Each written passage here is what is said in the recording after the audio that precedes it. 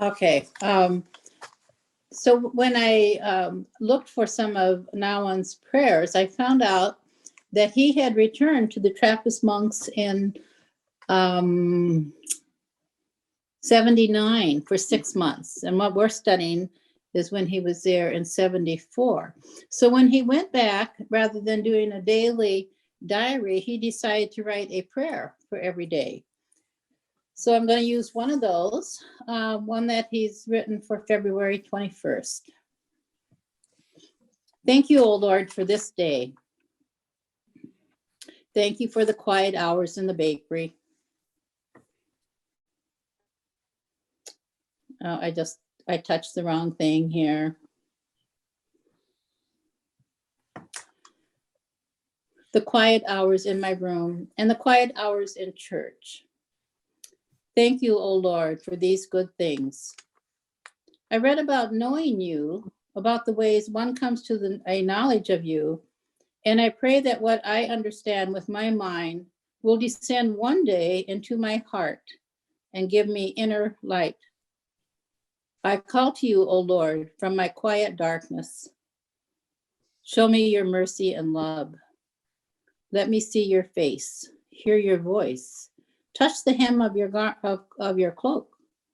I want to love you, be with you, speak to you, and simply stand in your presence.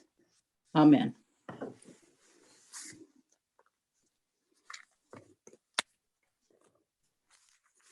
I thought that was so interesting that he had returned a few years later. So I'm not sure. Yeah, I don't have that book of what he wrote about when he did return. Okay, so last time we left off that we were going to go back to page 83, where Nouwen talks about love. So does anybody have any comments on that? Because it was several pages. I have marked on, starting at the top of 85, I'm beginning to experience that an unconditional, total love of God makes a very articulate, alert, and attentive love for the neighbor possible. What I often call love for neighbor too often proves to be a tentative, partial, or momentary attraction, which usually is very unstable and does not last long. But when the love of God is indeed my first concern, a deep love for my neighbor can grow.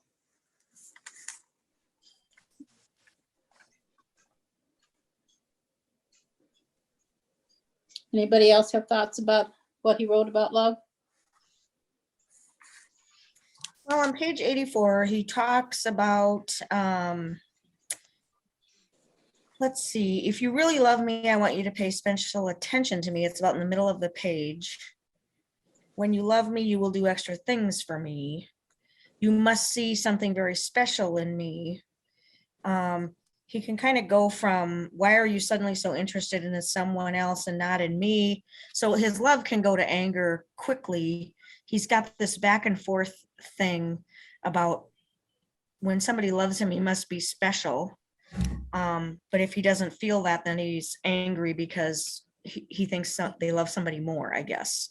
So he has this back and forth relationship with love, it looks like to me. Which seemed to me to be quite an immature thing. Mm-hmm. I think he talked about that earlier, about his association with the brothers.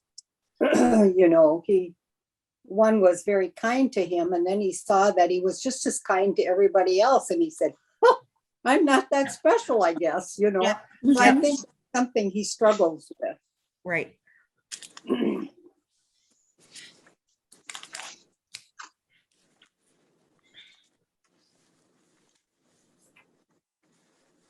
Okay, let's move on then to the chapter 3, August.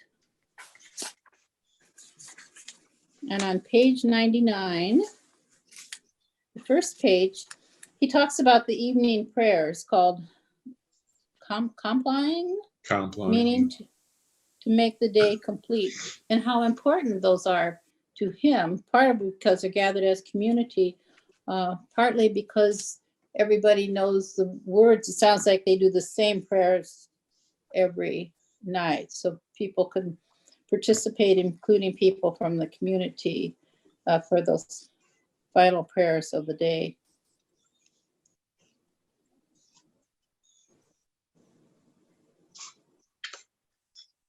Yeah, he's really talking about the rhythm of life there, isn't he? Just Mhm. from morning to night, he's wrestling with how to, I think this is where he's wrestling with how to make his work more prayerful and that sort of thing too.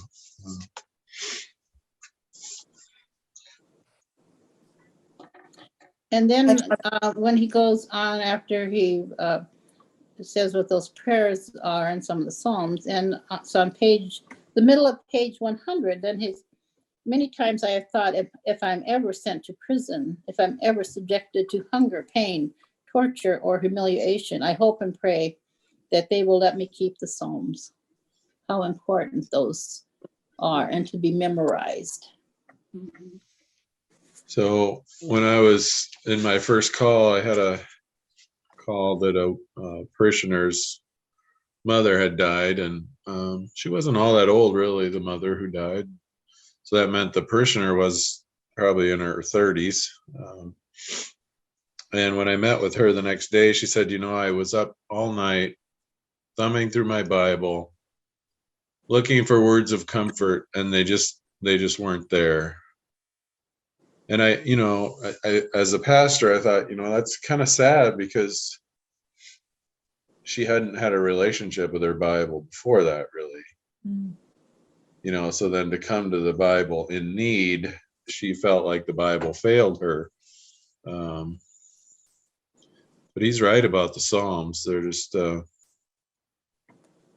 guess there's some wisdom as the, like Gideon's, they give out the scripture. They don't have the Old Testament, but they have the Psalms and the New Testament, right?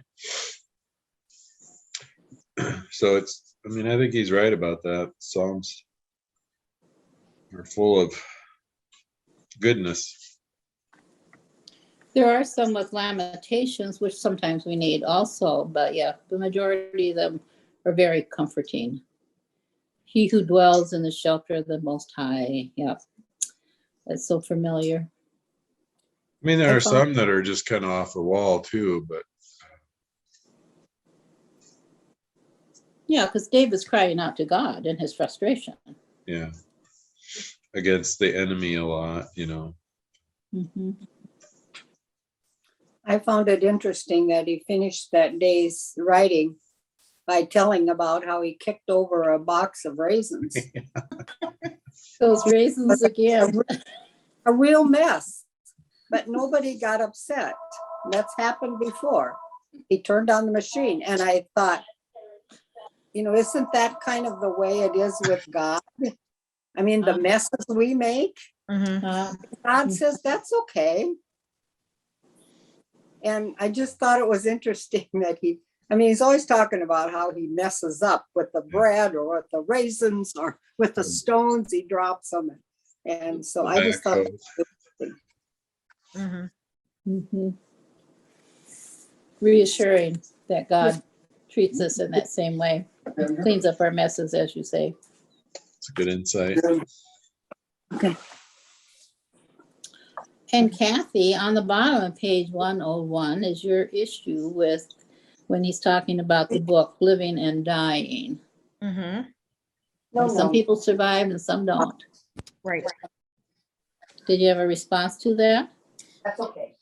Well, I think I go back to 2003 when 7 people that I loved died that year. And lucky for me, the first one, which was not expected, the pastor said, it was not in God's plan that Annette die. He was the first one that cried when she did. And so that just taught me that, it's a circumstance of life, and sometimes it's haphazard. And I don't necessarily think that God made that happen. But I don't know. it's just one of those things that we don't get to know how and why Mhm. things happen, but that was a comfort. That ended up being a real comfort to me in that whole year to come, because, with every funeral I went to, it was like, oh my gosh, and I was glad that I heard those words at the first one, that God did not take Annette from us. When Annette died, God was the first one that cried, she said. So basically saying that God allowed Annette to die Right, rather than taking. right. My brother Brent had a cancer in his 30s that could have taken his life, but it didn't, thankfully. But he met, I would say, a number of people, a handful of people along his journey, like in Rochester at the hospital or whatever, that, he was roommates with or something for a day or a week, and they didn't make it, and he did. And he, that survivor guilt, that question, why did I survive? Why was I cured? I mean, that's a big issue. And I don't know that he ever came to any good answers. I guess looking at it from where I look at it, I think my brother, just with his attitude and his funny sense of humor, I mean, he'd just be a blessing to have as a roommate, so he might have been the blessing to those who didn't make it just for a day or for an hour or for, that moment when he interacted with them. And I think, we're always looking for the answer to the big question, right? Why did I make it through, but they didn't? But, Kathy, even as you talk, you just think about the moments that you had in relationship with all those people. And maybe it's a reminder that we don't take any of those moments for granted. Right. And don't withhold ourselves in the gift that we are and can be to others along the way.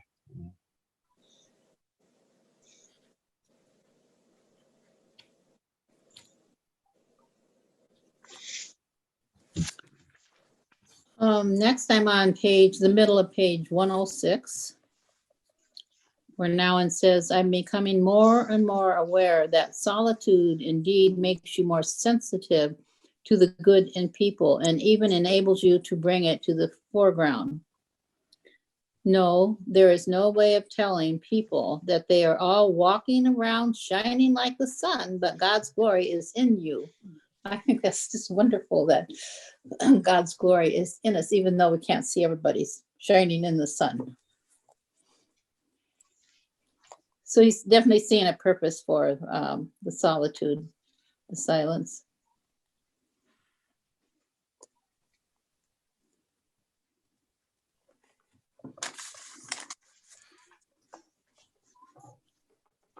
Yeah, that section, you were on 106, right? So that's still part of Right. Sunday the 11th. Right. I mean, isn't he kind of awakening to the realization that he loves these people? And then there's this kind of this turmoil within himself, that he loves them and yet he lives in this broken world. And is this where the section where he talks about he feels like there's two people living inside of him, or is that somewhere else? Oh, well, I'm not familiar with that. That might be somewhere else. But. I read that too, that somewhere, but yeah. Oh, okay. Right before what I read, he's talking about when he walked into the flower shop to buy some chrysanthemums. And she said they were year-round flowers. Right. Yeah, I mean, in 105, in the first paragraph, he's talking about, we take a different attitude to all these things for we belong to God, yet so does everybody else belong to God. We just happen to be conscious of it and make a profession out of it. So he's thinking about the monastic life, and I wrote a note, but I can't read it. And he's saying that the monks are the same as everybody out in the Yeah, world. right. Mhm. Yeah, I mean, the monks too have that struggle between being in the world but not of the world, just like everybody Mhm. else does. Mhm. So I guess my question is what does it take to be conscious of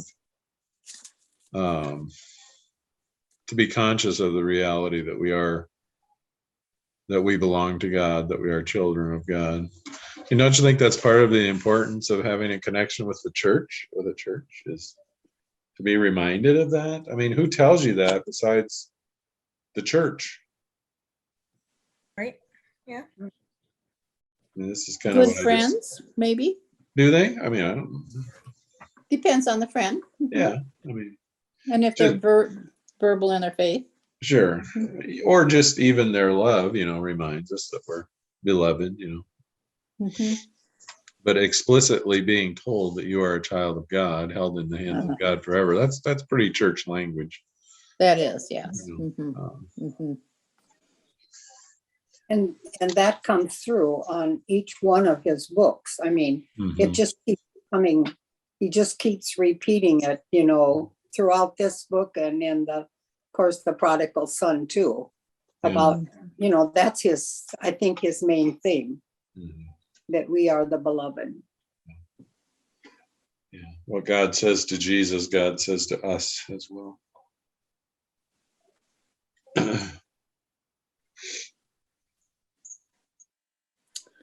So on further down the page on Monday, then he talks about John Hughes, and Kathy was asking about him last week, and I looked him up, and he died 2 years ago Oh, at age 93. Oh, yeah. There's an online interview with him. I think he's like 91 at the time, just very vital. okay. And so actually, in 74, he was quite a young abbot or abbey, whatever. He was the top person at the Trappist monks. Um, a very gentle soul. I could see why Henri would relate so well to this very compassionate man.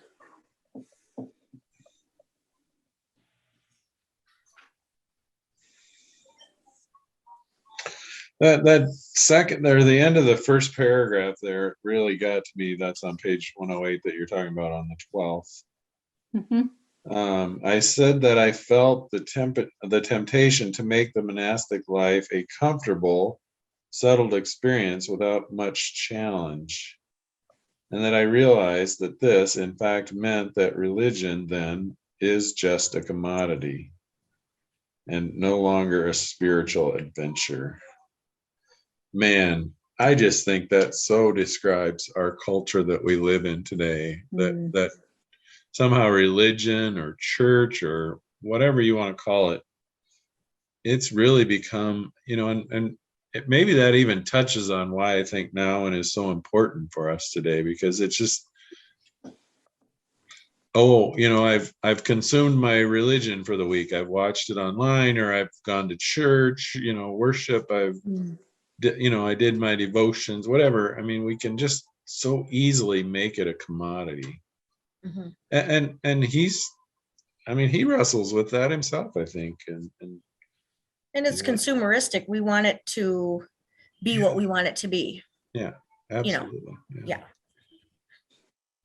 Yeah, when I walked into church, I don't think, as he says, it's going to be a spiritual adventure, when in fact it is. Mm-hmm. Yeah, so what if we were to approach each day that way, or each Sabbath that day, that it's, wow, this is going to be a spiritual adventure. I think that would change things. Definitely.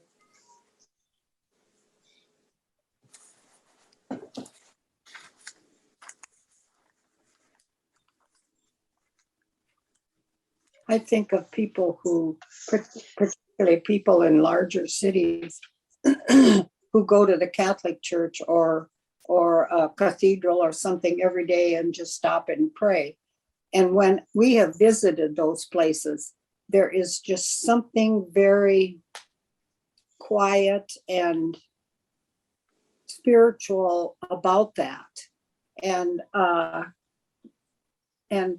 don't know if sometimes when we come into church, there's a lot of stuff going on, whether we just feel we are entering into this spiritual place. You know what I mean? Mhm. Well, that's We why, used to- Go ahead. that's why, I guess I won't say the last name because we're being recorded, but Rod, you know, when Bob used to get mad that the choir was practicing, you know, he wanted to come in and sit down and just be, Yeah. you know, and not listen to all that kerfuffle, you know. Yeah, and years ago, we would enter quietly, sit quietly, Mhm. to pray or meditate. And yeah, that's kind of gone by the wayside for most of us. Well, I mean, it has in that moment, but I mean, the reality is that that building, that space is there 24 hours a day, 7 days a week, and it's open Hmm. till 10 o'clock at night. That, you know, that space it could be used more for that purpose outside of the worship hour. You know what I'm saying? Right. Mhm. Mhm. Which is, I wish more people took advantage of that. which is not our tradition, Right. you know, but I think, for a lot of people, it is a tradition to just stop during the busy day and go into church and sit for a little bit in the quiet. Mhm. Yeah. It might be just one strategy, and you know, some of the stuff that he's talking about. And at one point he talks about silence. He had a talkative day and he felt kind of dirty. Yes. Mhm. You know. I was going to bring that point up also. Yeah. I was surprised at his reaction to. Yeah. But um, just thinking about, you know, the sanctuary as a place of quiet, even if it's Mhm. 5 minutes, I bet it would change any of our days just to go in there and sit for a while and listen. Mhm. Okay, I'm going to move on to obedience on page 119. And in the bottom paragraph, he says, if I were able to trust more, to open myself more easily, to be more vulnerable, then obedience would not be so hard. I would be able to disagree without fear of rejection, to protest without resentment, to express different viewpoints without self-righteousness, and to say, after all arguments, if I am still asked to do something I do not like to do, perhaps I must be open to the idea of God's preparing me for something greater and more important than I can imagine. What a great attitude. And I had highlighted right before that, talking about obedience versus adaptations. Many people adapt quickly, but are not really obedient. They simply don't want to make waves, and so they just go along. But that's not obedience, that is adaptation. I made note of that too, Kathy, the Mhm. difference between that, yeah.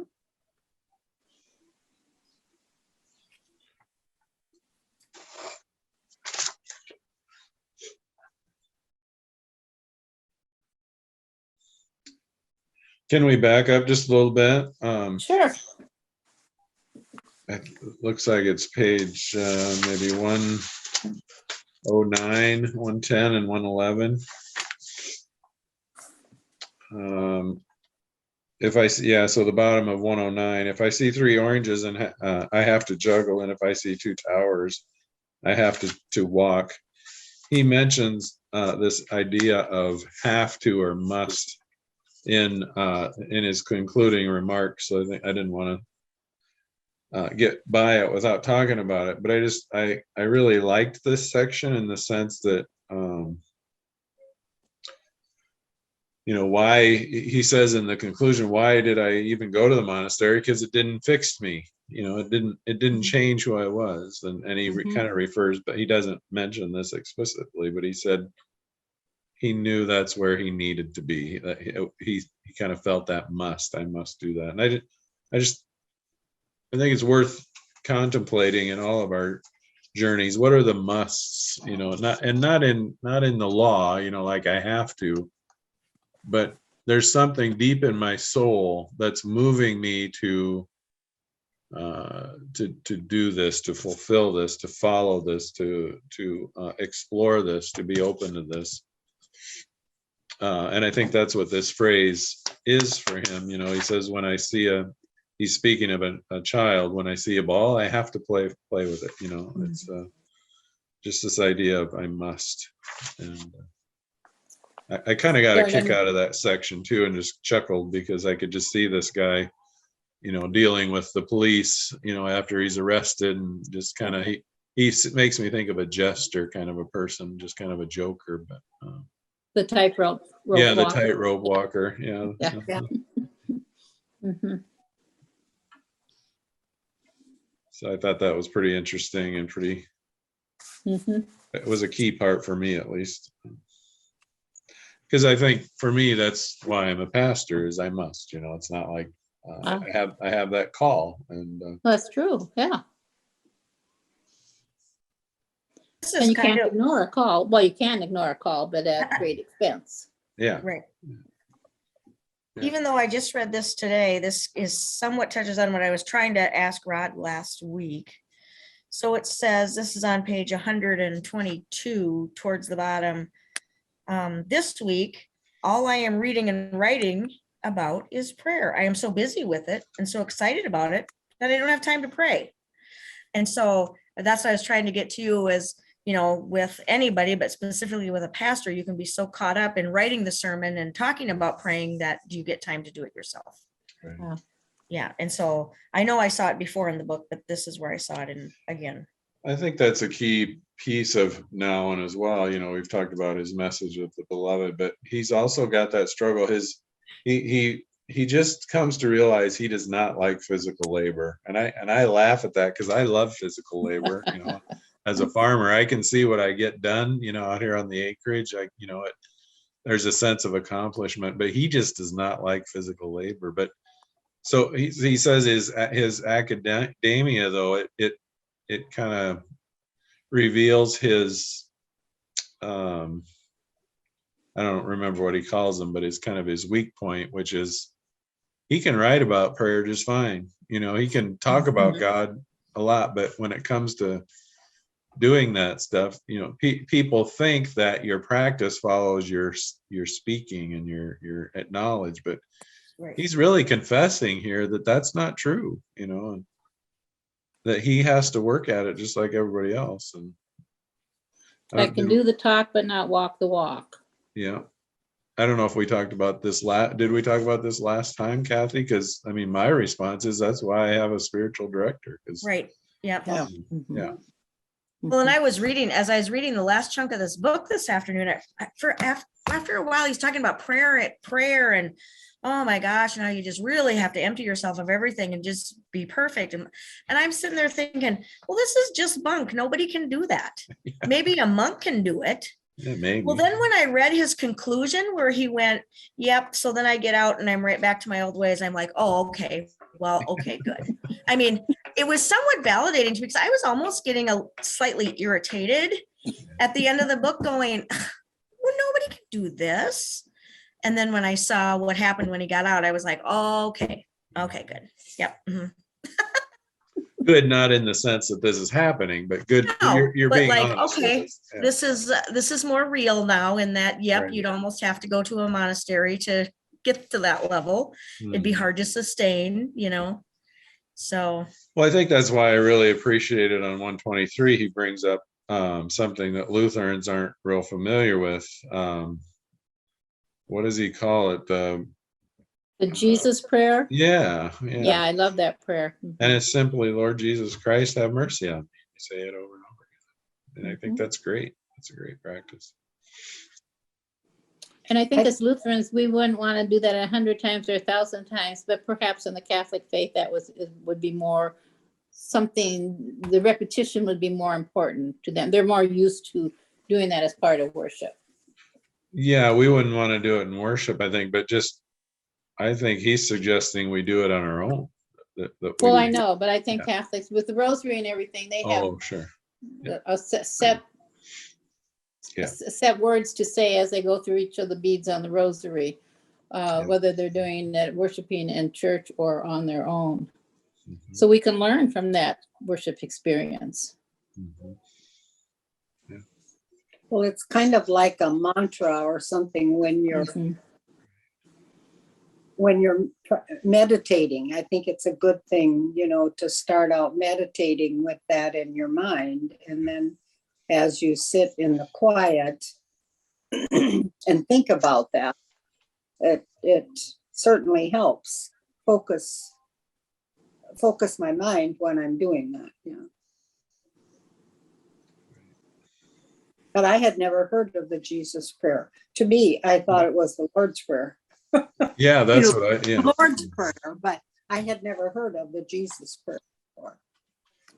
Well, I even looked it up because I thought it was the Lord's Prayer also. So in the full part of it is, Lord Jesus Christ, Son of God, have mercy on me, a sinner. Oh, okay.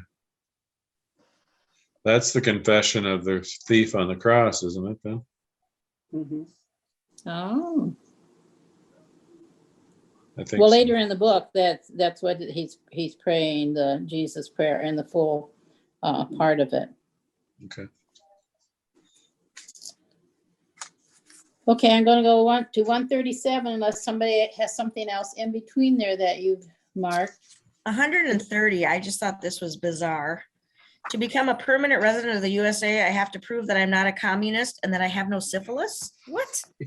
Those are the two most important questions of the, especially It's not the, easy to be a citizen. especially the second one. I was like, okay, yeah, is that like real?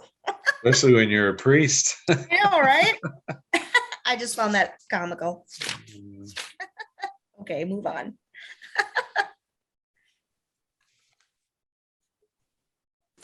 Okay. 137. In the middle of the page, I have marked. He's talking about the desert fathers. God cannot be understood. He cannot be grasped by the human mind. Okay. The truth escapes our human capacities. The only way to come close to it is by a constant emphasis on the limitations of our human capacities to have or hold the truth. We can neither explain God nor his presence in history. As soon as we identify God with our specific event or situation, we play God and distort the truth. Whew, okay. It keeps on going, but that's heavy stuff. Mhm. Yeah, he's pretty good about reminding us that everything is a gift, Mhm. whether it's our wealth or our poverty, whether it's our ability or inability. He's pretty clear about reminding us of that truth that all is a gift. And that's kind of what I hear him saying in that. And he says further on, nobody, no Christian, no priest, no monk has any special knowledge about God. Yeah. He is greater than our mind and heart and perfectly free to reveal himself where and when he wants. It's good news. It is. I think at the beginning of Saturday too, he talks about that. It says monks go to the monastery to find God, but monks who live in a monastery as if they had found God are not real monks. I came here to be closer to God, but if I ever were to make myself believe that I am any closer to God than anyone else, I would just be fooling myself. God should be sought, but we cannot find God. We can only be found by him. The same as God chooses us. Mm-hmm. Yeah. John's gospel says, you did not choose me, but I chose you. Mm-hmm. But we have to respond. Yeah, I have to say We can yes. reject. When he Yes. I think to be in relationship, that's yes. Yes. Yeah. And I think, part of what he was working through with all this hard labor, is you cannot work your way, which often is, the whole thing about good works, this the stuff, and it's, I think one of the things that he's so intellectual that I think he thinks about all this stuff all the time, about his imperfections and things he he doesn't feel, the ways he sins and all of this, and is not with prayer, and that I don't pray enough, and yet I tell people this is what you need to do. So, which is, I think that's the way to me, it's the struggle of the Christian life. Yeah, and you said we can't work our way, and there's a couple of stories. One, they both have to do with the raisins, the little pebble we talked about last week. That was it. John heard it, so they found it eventually, and then I think it was page 112. We kind of skipped over it, but he talks about the sharp piece of metal that he found. Yep. And so just those two little stories are reminders that even our work is a gift, right? That we that it's not a way to meet God, but it's a way to serve God. I couldn't help but wonder when I read that little sharp piece of metal story, how many times are we saved from stuff like that, from people doing their job that we don't even know about? Right. Our work, no matter what we do, is a gift from God. So on Tuesday, the 17th, page 139, he starts out by saying, "This morning I put this question to John Hughes. How can I really develop a deep prayer life when I am back again at my busy work?" Which you guys have said he's already dealt with in the conclusion. And then the answer is to develop that prayer schedule, that you don't break no matter what, which I think would be hard. There's always interruptions of life, and how do you make that decision? So why are we so critical of Muslims who keep their prayer life? If you see somebody get their prayer rug out, I'm not saying we're all critical of them. I'm just saying that it seems like Christians oftentimes we're willing to put that down as if it's some kind of, and yet it's doing the exact same thing that he says here. It's disciplining ourselves in the act of prayer. Do you think if, say, in the morning I get up and I have breakfast and and at 8:30 is my prayer time. Okay, I come in here and I sit down and I say, okay, it's my prayer time. It's my devotion time. And then I do it. I think, okay, I'm done for the day. So, Come on, Lord Jesus, quickly. yeah, but, so that I don't have a certain time of day that I do that. It seems like more often I'm called for some reason during the day. And of course, being retired, I have more time to, I suppose, listen or to feel called, or being on the intercessory prayer team. I know of so many people who are struggling, that all of us, then I just am called to pray, rather than a set time every day that I do my prayer. Works for me. Yeah, I was just going to say that I don't think there is one right way or one right answer. And maybe that's the downside of the practice of Islam, is that it's like it's been regimented. This has been written into the law that you have to pray at these times of the day. And so maybe that's the downside of it. But my point was the discipline is good. It's good. Yeah. But at the same time, what you're saying is you have a different rhythm of life with God, and what I heard you say too is that you're listening. It's that you might be doing dishes, or you might be you know, talking to a friend on the phone, but you're listening for those moments where you feel called to pray, you know, and I think that's important too. Especially in a busy, because that's his question, again at my busy, when I'm again at my busy work. You know? Mhm.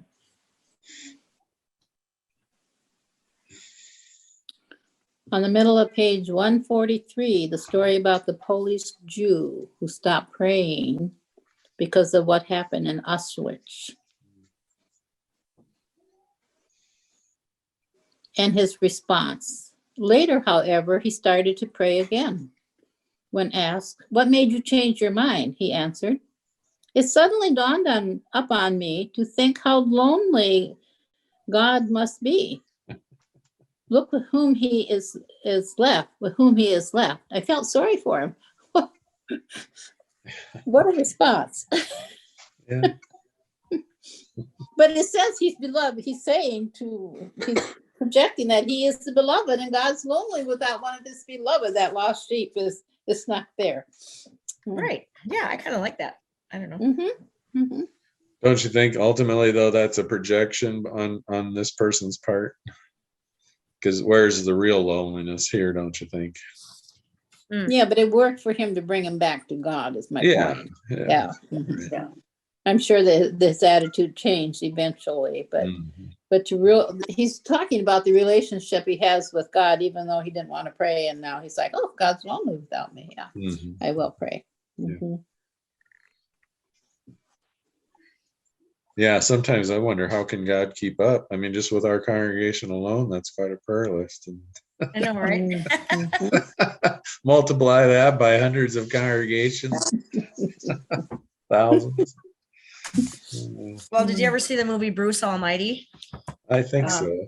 Yeah, where he becomes God. They make him God. You know, he's made God, and all the prayers come in, and that's all he can hear is just all this rumbling in his head, and then they're all coming in on email, and he just can't deal because it's so. And there's just thousands and millions and little. So finally, he's just like, enough. Yes to everybody. Oh. You know? And then there's riots in the streets, and 700,000 people won the same Powerball, and and there's just it's a chaos because everybody gets what they want, but that means nobody gets what they want. Right. So yeah.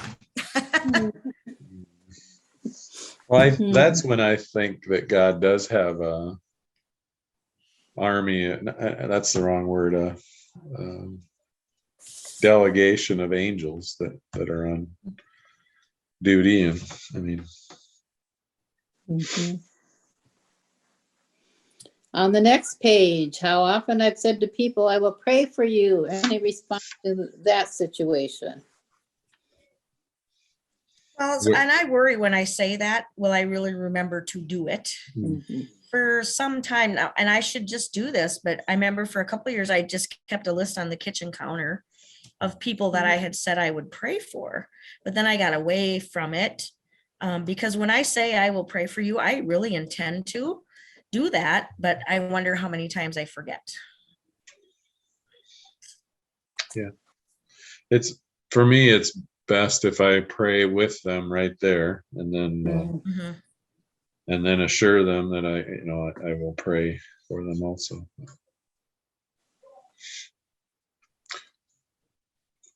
Because the words can seem hollow, can't they? Oh, I'll pray for you. Mm-hmm. Mm-hmm. Right. And then we walk away, or usually I walk away at that point because I've already done my Christian duty. Right. Yeah. Unfortunately. Yeah. Mm-hmm. When I could just stay and pray with them is what you're saying, Pastor Rob. Mm-hmm. Well, I mean, that gets us started too, right? I mean, it's like the words have meaning when you stop and pray with somebody. Mm-hmm. Mm-hmm. And again, anybody can do that.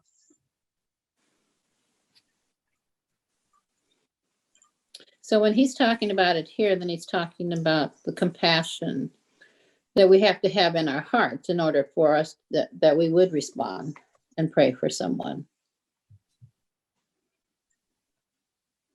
Oh, but in the midst of that experience, I realized that compassion is not mine, but God's gift to me. Another one of those gifts, Pastor Rod. Mm-hmm.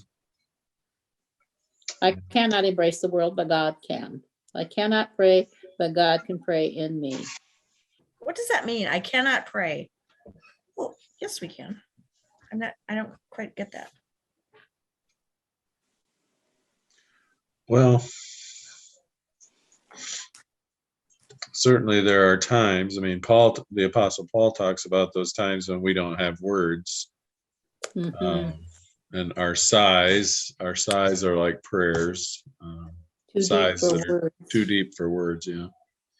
Mhm. I mean, there are just times when we do struggle to pray.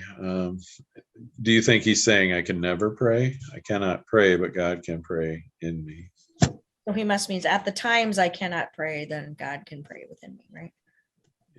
I mean, I would say so. In the next paragraph, he says, in praying for others, I lose myself and become the other, only to be found by the divine love which holds the whole of humanity in a compassionate embrace. So again, he's talking about the compassion, which comes from God into us.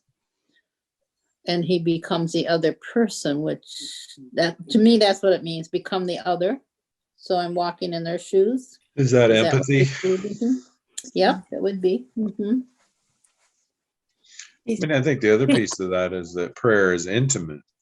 There's an intimacy. I mean, and I think that's sometimes why why we're maybe a little bit afraid to just instead of praying with someone, say, I'll pray with you, I'll pray for you. It's Mm. less intimate that way, but to stop right there and have a prayer with them. Mhm. Throughout his writings, he's so compassionate for the poor, in the countries he served and at the home for the disabled people, that he has great compassion for this work. And it troubles him, that I think somewhere he said, it's like they're unseen. Not everybody sees and even today, the poverty, the hungry, and he really feels that.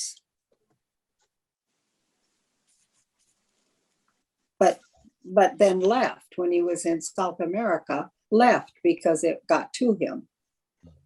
Mhm.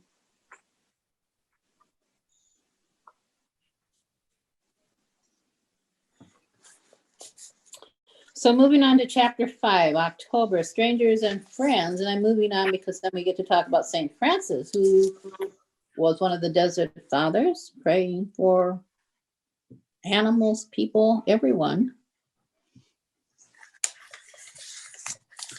Which I think, that starts on 153 on Thursday, the 3rd.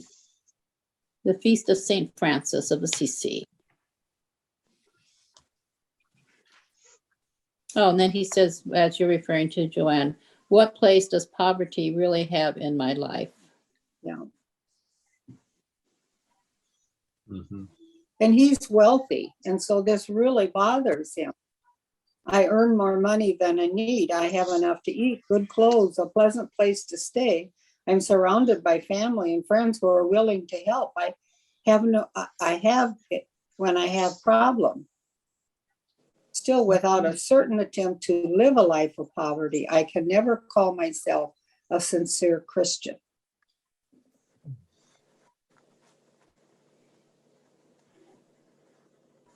And he finally gets to the core of the matter. I had to laugh or chuckle a little bit when he was talking about wearing the habit all the time, and then he talked to John, and then he couldn't believe he'd even thought about that idea. But then, Yeah.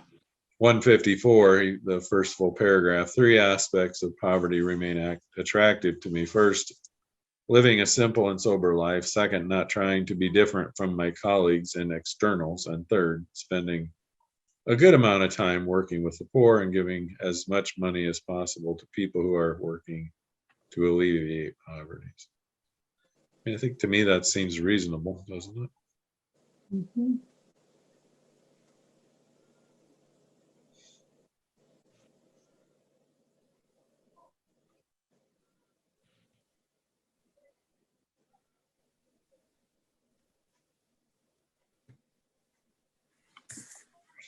So every once in a while, he brings in what's going on politically, so that last paragraph of that section, in the middle of the page, the idea that poverty makes a person free is of special interest in the context of the Senate hearings on Nelson Rockefeller, who wants to be confirmed as vice president. His wealth is their main concern.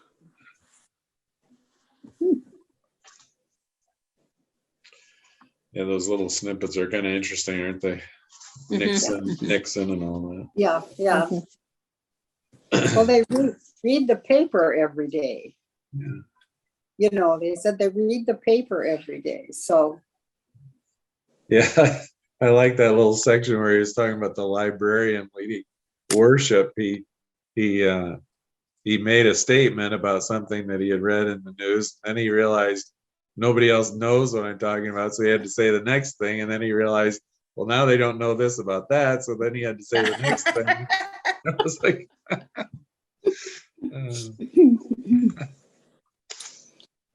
So I'm checking our time. We have less than 10 minutes left. I still have half a page of things I want to talk about, but obviously I'm not going to. So I'm going to throw it back to all of you. Are there things you want to talk about in the rest of the book? Well, last week I'd asked about what was the deal with collecting rocks, and I found that out. They were Yes. the large granite rocks to build the church. Mhm. So I figured that out today.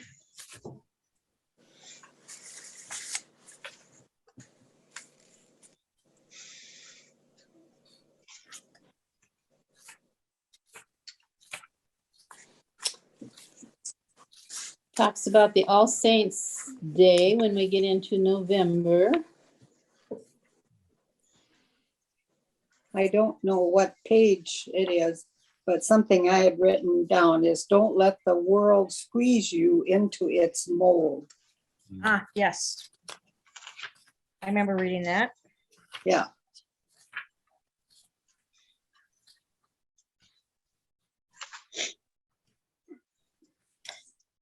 No, I think it's November 3rd, page 170.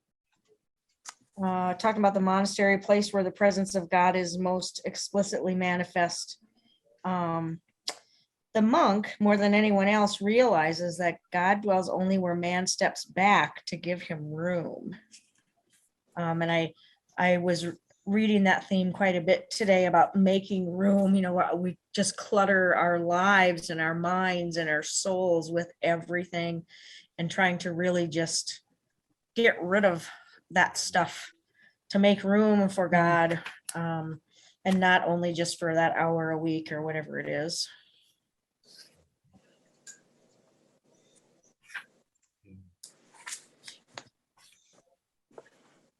Do you see why he hates the physical labor, Rod? He couldn't get the nails to go in right. Only 1 and 4 went in correctly.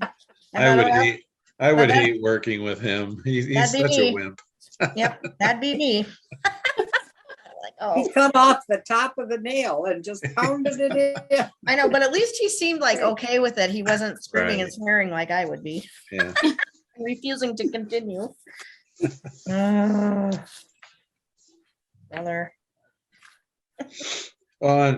Just on 199, I'm jumping ahead quite a ways, but I had a question mark at the bottom of the page on Sunday the 8th. He says, now I see better how part of Christian maturation is the slow but persistent deepening of fear to the point where it becomes desire. The fear of God is not in contrast with his mercy. So is he redefining fear? I mean, fear of God here? Is this we- the section where he talks about God is just but merciful, and we as humans can't do this both of them at the same time? Yes, I think so. Yeah.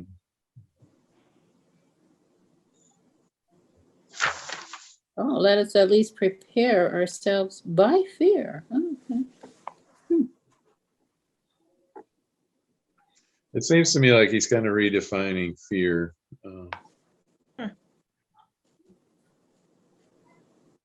Which I've always struggled with, Luther's catechism where it says we are to fear and love God, because in James, I think it is, says perfect love casts out fear, you know. So when we come to know God as the one who loves us perfectly, it's hard to imagine fearing that. But at the same time, you know, I recognize that God is the giver of life and that God can take life away as well. So I guess think I learned in confirmation the definition of that fear would be reverence. yeah. I mean, I think that's how we soften it or Okay. change it. But Or awe, what was that? or awe. Awe. You Yeah, know, fear. fear, you know, it's a sense of awe. Yeah. Which maybe is what he's talking about. This, it becomes desire. You know, I desire this awesome, amazing, life-giving, life-taking God. Um, something to think about. So, what else was on your list, Carolyn?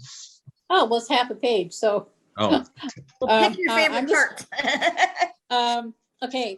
The stained glass windows on 204. I thought that was interesting how he talked about, as I understood it, you know, the stained glass windows you usually see from the inside, you're looking out, but he's saying we need to be out of the church also, not just that. We can't explain to somebody what our faith is if we're on the inside experiencing that when they're on the outside. So we look at our beautiful stained glass windows, they're not comprehending that because they haven't experienced that. Did somebody take a different take on that than what I did?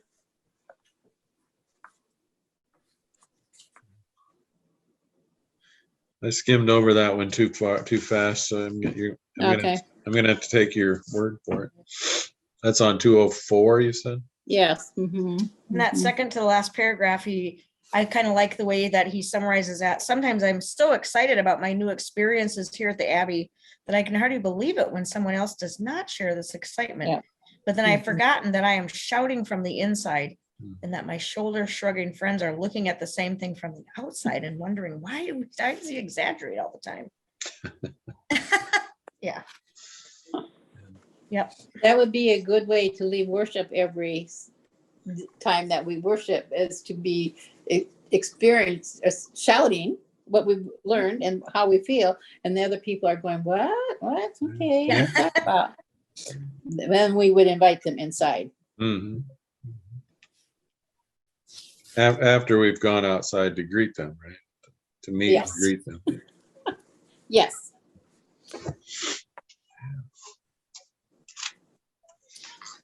Any more responses to the conclusion? A couple of you have already responded to it. Yeah, I mean, I think it's a nice conclusion. He confesses it didn't work. It didn't live up to I his know. expectation, and it's like, duh, but Didn't fix him. yeah, exactly. No, but I think he also says he certainly learned things there. It changed him. Yeah. He didn't come out being this totally different person. I mean, Right. you do have to revert back. And for me, it was just validating, like I said before, that, yeah, I mean, hopefully he had some transformations, but the reality of it is, unless you're living in that lifestyle, it would be very hard to maintain it. Doesn't mean you can't strive for it. For me, the fourth line up from the bottom of page, the first page of the conclusion says, because a monastery is not built to solve problems, but to praise the Lord in the midst of them, and I think that's not just the monastery, that's us, isn't it? We're called to praise God in the midst of our struggles and our brokenness and our the challenges that we face. But I think, go ahead. Excuse me, I think he gained a lot of insight being there. Right. But when we do that too, and we say, oh, that's right, whatever I'm struggling with or whatever, it doesn't just automatically go away. When you have the insight, it takes a lot of work. And it's so hard to change our you know, whether his worry, whether his insecurity, whether all of these things. And he lives a different lifestyle, just constantly speaking and teaching. And so it's, but again, as Kathy said, comforting to know here he did all this and he still has all these things he's working on, which we still do too. Yeah. Mhm. The human side of him. Yeah. So what do you And- think of the comment on page 218? It's about right in the middle of the page, and it starts on the right-hand side with the word but they had, meaning the experiences, they had to take place to convince me once again that I cannot be my own exorcist, and remind me that if anything significant takes place in my life, it is not the result of my own spiritual calisthenics, but only the manifestation of God's unconditional grace. What do you think of that word exorcist? I kind of stopped at that word when I Yeah. read it. Yeah. But I think, I mean, isn't that what we spend so much of our time doing, is trying to fix ourselves, trying to Mhm. cast out our, I mean, and isn't that, I mean, I think about AA or some other addiction that part of it is, a big part of it is just the surrender. You know, I can't do this on my own. I can't. Right. I can't, God can, I'll let him. The summary of the first 3 steps. Yeah. Mhm. I like the next sentence. God himself certainly is the last one to be impressed by 7 months of monastery. Yeah. And he did not wait long to let me know it. Oh, brother. Yeah, and the next sentence too, why did I go at all? You know, because Right. there was an inner must, to which I received a positive response. That's why I wanted to talk about the high wire guy, because you know that when I see 3 oranges, I must juggle. And I'd be curious to know why he went back 5 years later. yeah. You know, I what would drew be him to that, or why did he think he needed to do that? And I'll look up to see what book he refers to.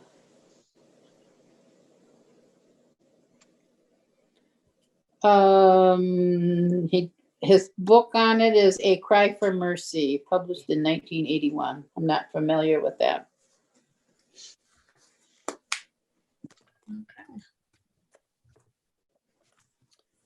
Thank Well, you, Thank you, participants. Carolyn. Thank you. Yeah, good book.